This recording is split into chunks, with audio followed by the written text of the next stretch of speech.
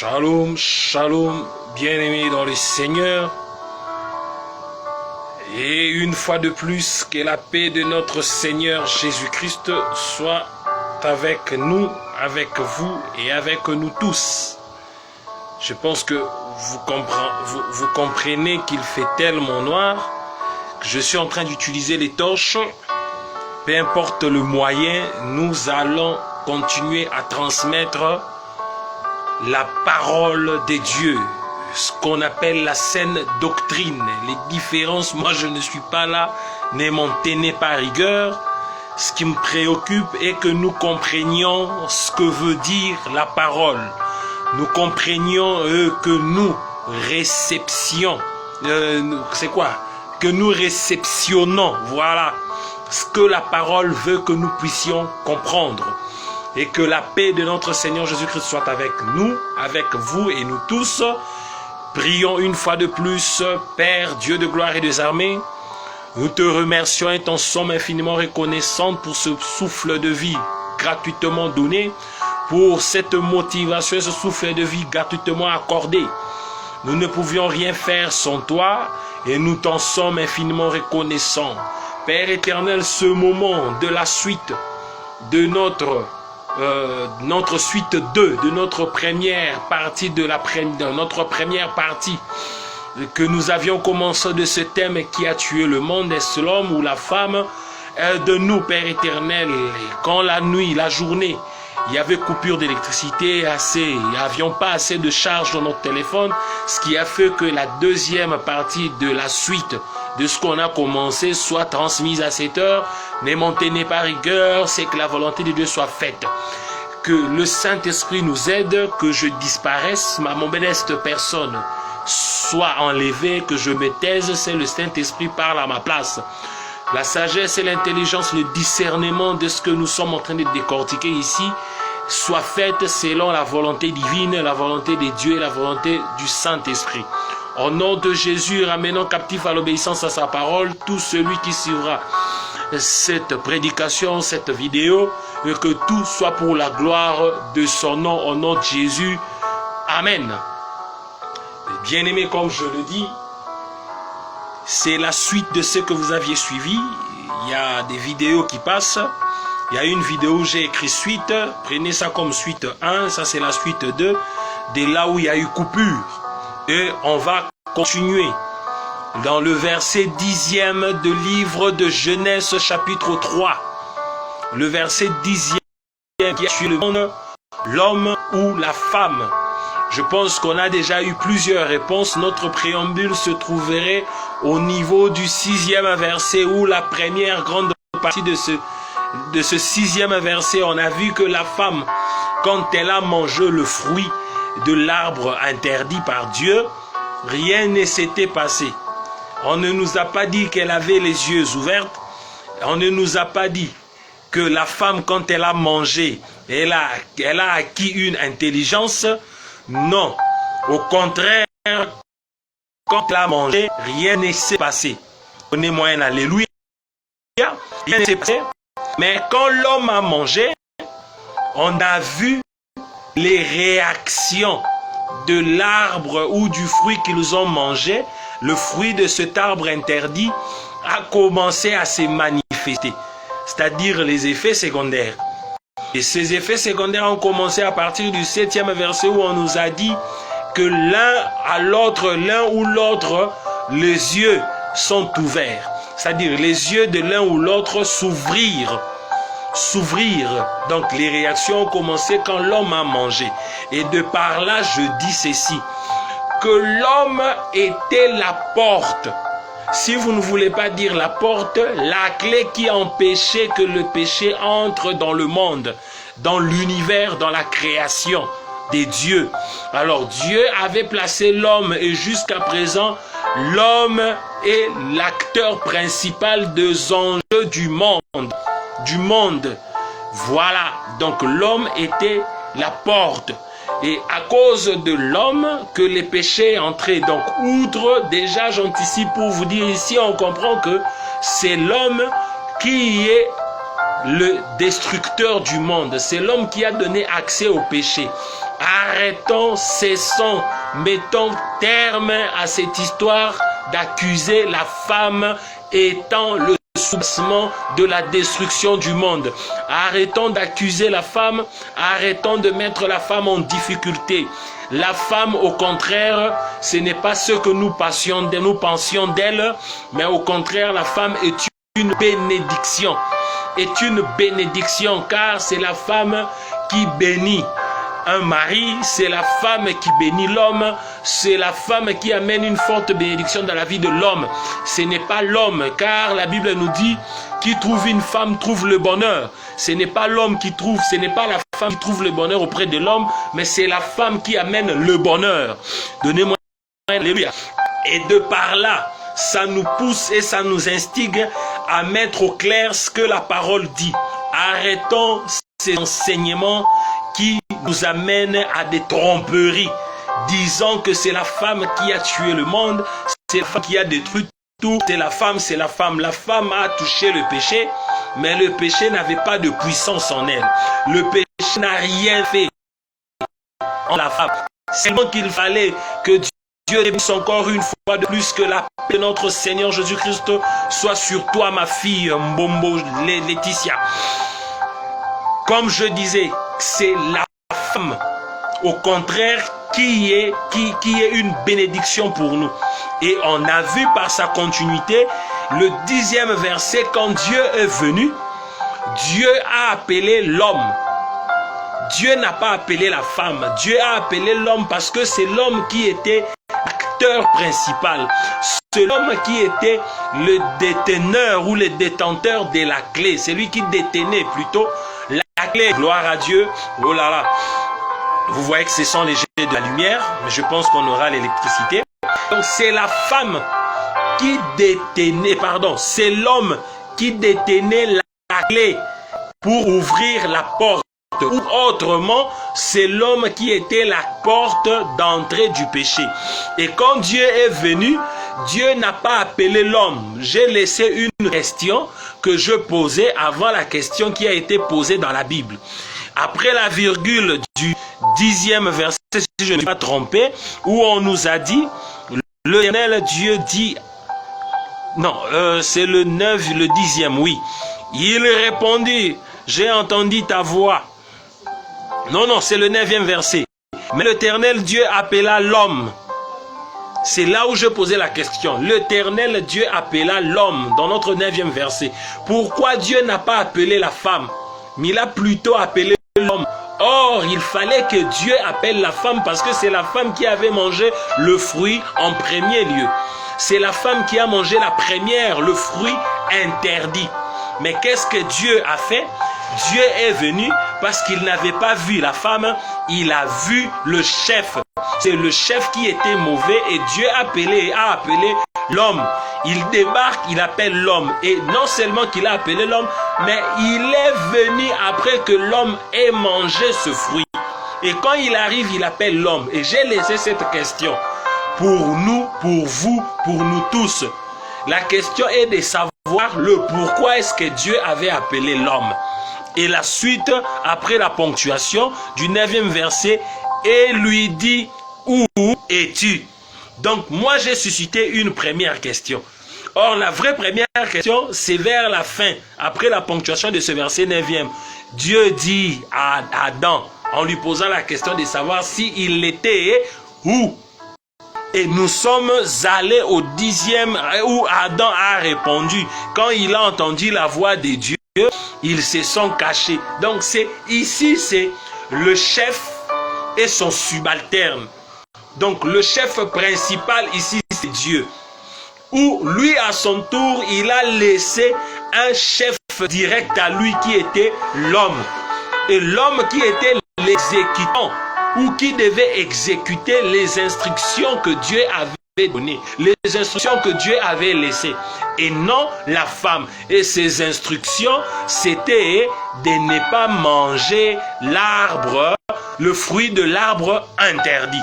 Et cette conversation se passe entre Adam et Dieu, c'est-à-dire entre Adam, le créature, et le créateur. outre la créature et le créateur plutôt, c'est-à-dire entre Dieu et Adam. Et la discussion s'est passée entre les deux. La femme était encore à côté et Dieu pose la question à Adam dans notre 11e verset. Et l'Éternel Dieu dit, qui t'a appris que tu es nu?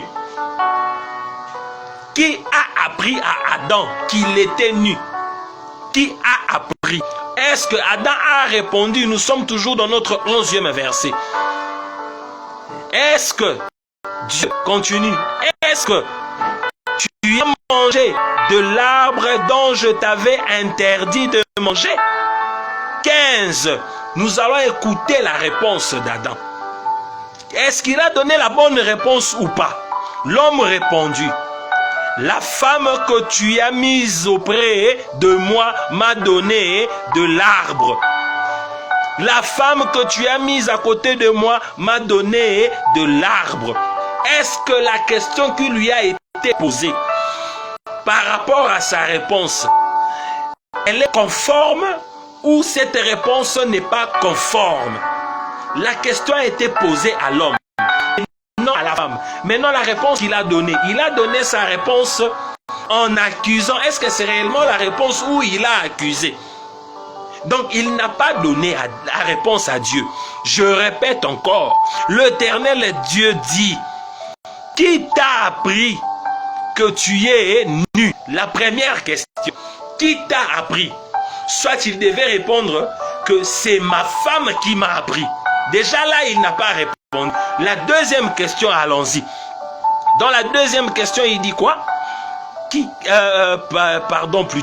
pose la question, est-ce que tu as mangé de l'arbre dont je t'avais défendu de manger? Il devait répondre par oui ou par non, ou dire que oui, Seigneur, j'ai mangé. Mais quelle a été sa réponse? C'est pourquoi je posais cette troisième question-là, c'est moi. Est-ce qu'il a bien répondu? Ou sa réponse a été conforme aux questions posées? Ou elle n'a pas été conforme aux questions posées? Est-ce que les réponses d'Adam se sont accommodées aux questions ou pas?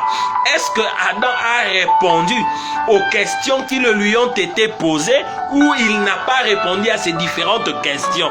Et le 13e verset nous dit ceci. L'homme répondit. Là, c'est Adam qui donne la réponse. La femme que tu as mise auprès de moi m'a donné de l'arbre et j'en ai mangé. Bon, au lieu de répondre par oui ou par non, lui il accuse, c'est-à-dire il prend de l'opprobre, il remet. Et l'autre préambule intervient là, c'est ce qui a causé maintenant. Là nous avons vu les suggestions, les problématiques.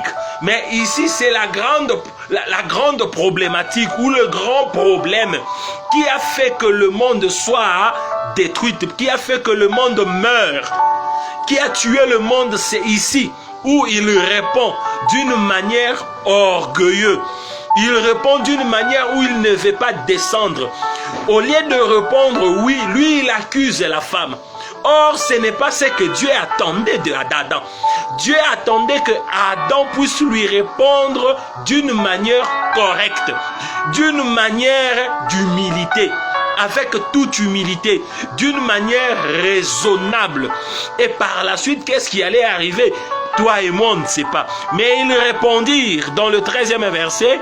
L'homme répondit, la femme que tu as mise auprès de moi m'a donné de l'arbre et j'en ai mangé. Là, c'était le verset 12e, pardon. Et le verset 13e, et l'Éternel Dieu dit à la femme, pourquoi as-tu fait cela?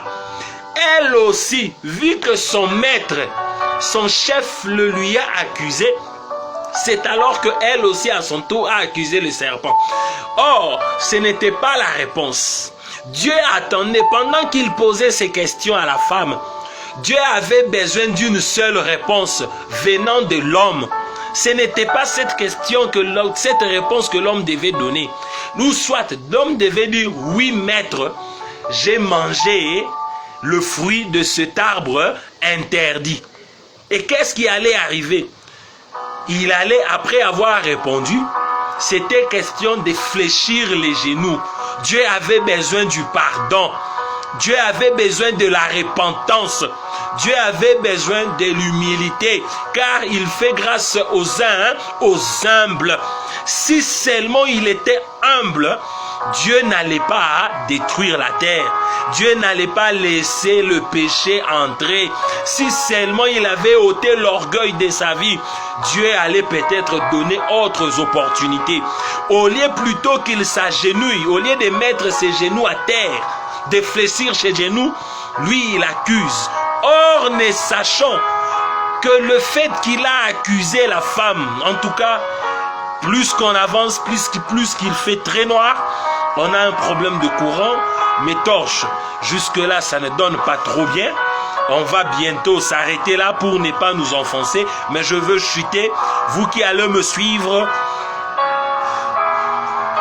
pardonnez-nous et battons-nous ensemble pour voir comment trouver les moyens en sorte que l'éclairage soit assez, même s'il n'y a pas du courant, que nous ayons nos torches, nous ayons, voire même des torches chargeables, afin de nous permettre de bien, très bien nous voir. Même s'il y a le noir, même s'il n'y a pas du courant, que cela ne nous empêche d'émettre cette bonne nouvelle. Si vous voulez nous soutenir, vous avez le numéro WhatsApp avec lequel vous pouvez nous contacter. Et ici, comme je disais, parenthèse fermée, Dieu s'attendait à ce que l'homme diminue, reconnaisse qu'il a péché. Mais ici, directement, Lazare n'a pas reconnu. Indirectement, il a accepté en accusant l'autre. Ne sachant que du fait qu'il a accusé la femme, le fait de dire que la femme que tu as mise à mes côtés m'en a donné et j'ai mangé, il a accusé Dieu et traitant Dieu d'un incompétent. Donnez-moi un alléluia, c'est là où ça va faire mal. L'homme, à cause de son orgueil a accusé Dieu, traitant Dieu d'un incompétent. Pourquoi je dis cela? Cela veut dire quand il dit à Dieu, la femme que tu as mise à mes côtés. Outre, il veut dire quoi? Qu'il ne fallait pas mettre cette femme à mes côtés parce qu'à cause de lui que j'ai péché. À cause de lui que j'ai mangé, j'ai désobéi aux instructions que tu m'as données. Outre, tu as mal fait de mettre cette femme à mes côtés. Si tu n'avais pas mis cette femme à mes côtés, je n'allais pas désobéir à tes instructions. Donc, outre, la condamnation revient à qui? À Dieu. Donc, pour l'homme, son orgueil a condamné Dieu. Son orgueil a traité Dieu d'un incompétent. Son orgueil a traité Dieu de celui qui est incapable. Donc, outre, il a traité Dieu d'un incapable. Son orgueil a traité Dieu de celui qui a fait pour lui un mauvais choix. Un mauvais choix de pouvoir mettre à ses côtés cette femme. Donnez-moi un alléluia. Et c'est par là que je chute. Je ne continue pas. Moi, je chute d'abord là. Tout ce qui vient par la suite, ce n'est pas notre problème. Notre problème, c'est ce que je t'ai démontré. Même s'il a accusé la femme à son tour dit que c'est le serpent. Ce n'est pas ce que Dieu cherchait. Qu'est-ce qui est arrivé par la suite? Si on lisait, vous comprendriez qu'il n'y a rien de suite. Et qu'est-ce qui s'est passé? Dieu dit quoi? Comme ça s'est passé ainsi, à partir d'aujourd'hui, l'homme, tu mangeras à la sueur. Femme, tu es ainsi de suite. Serpent, tu es ainsi de suite. Or, ici, Dieu a été déjà déçu. Dieu a été déçu de l'orgueil de l'homme. Dieu a été déçu que l'homme a copié les anges déchus avec leur chef en tête. Le chef des anges déchus, Satan. Le chef de tous les démons, tous les anges échus. Leur chef, c'est un orgueilleux qui ne s'abaisse pas, qui n'aime même pas la repentance. Et c'est ce que l'homme a copié. Au lieu de se repentir, au lieu de demander pardon. Or, la Bible nous dit que le pardon est une puissance qui libère. Si seulement il avait cette conscience, tout de suite, dès que Dieu lui a posé la question, il n'est pas allé à gauche et à droite. Il dit, Seigneur, j'ai mangé. Créateur, j'ai mangé. Maître, j'ai mangé. Papa, j'ai mangé le fruit de l'arbre que tu avais interdit. Pardonne-moi. Dire même la vérité que j'ai mangé parce que je n'ai pas pu résister à l'aura que ma femme dégageait. Parce que c'est ma femme qui m'a amené. Ou dire peut-être que ma femme a été piégée par le serpent et elle me l'a amené. Moi j'ai mangé, mais je t'en supplie, Créateur, pardonne-moi. Tout homme qui est en train de me suivre, qui est en train de suivre cette prédication, cette vidéo, je te recommande, où tu es, quoi qu'il en coûte, quoi que tu fais, de fléchir tes genoux et de demander pardon à Dieu à cause de ses péchés originels. Cherche à détecter quel est ce péché originel. C'est à cause de ce péché qui te pousse à traiter la femme de tout le mot. À cause de ces péchés qui te pousse à humilier la femme. À cause de ces péchés qui te poussent à chosifier la femme. Ce péché qui te pousse à ne pas reconnaître la femme, à ne pas accepter que la femme se tienne devant toi, à ne pas accepter que la femme prenne la parole, à ne pas accepter beaucoup de choses, et ça te garde dans ton trône. Or ton trône nous fait perdre la raison. Ton trône a tué le monde. Ton orgueil a détruit tout. Ton orgueil a donné accès au péché, car l'homme, tu étais la porte par laquelle le serpent est venu. Il a vu que de par lui-même, s'il venait directement vers toi, il ne va pas réussir son coup. Alors il a utilisé la femme pour que la femme à son tour vienne avec le fruit, sachant que la femme n'avait pas reçu les instructions venant de Dieu ou les instructions venant tout droit du Créateur. Il savait que la femme était le subalterne ou la subalterne de l'homme, sachant que l'homme a reçu les instructions et la femme n'a pas reçu les instructions de Dieu, mais plutôt que de l'homme. Or, les instructions reçues de Dieu avaient aussi une influence dans la vie d'une personne. Les instructions reçues tout droit de Dieu avaient une autre puissance dans l'homme. Mais qu'est-ce qu'il fallait? Il fallait trouver le moyen. Et le moyen que le serpent a utilisé, c'était trouver l'être agréable à l'homme. Et l'être agréable à l'homme, c'était la femme. La femme qui était l'aide semblable, et la facilité de cette aide semblable pouvait ou allait avoir accès ou donner accès au péché d'entrée. L'homme ne pouvait pas refuser à la beauté. L'homme ne pouvait pas refuser à la créature qu'il a pu adorer. La créature qu'il a pu célébrer sa présence. Et l'homme, qu'est-ce qu'il a fait? Il a accepté à la créature qu'il a adorée. Et cette créature, c'est la femme. La femme a été trompée pour amener cela. Mais ce qui comptait ici, c'était que l'homme aurait dû refuser d'en manger et dire à la femme que Dieu avait interdit. Comme le Créateur a interdit et que toi tu as déjà mangé, moi je vais demander au Créateur de t'en délivrer, de te donner la délivrance de ce que tu as mangé, car moi je ne mangerai pas. Mais l'homme aussi à son tour a cédé. Et l'une des raisons, vous avez vu, quand la femme a mangé, il n'y avait pas de réaction. Quand l'homme a mangé, c'est alors que la porte a été ouverte.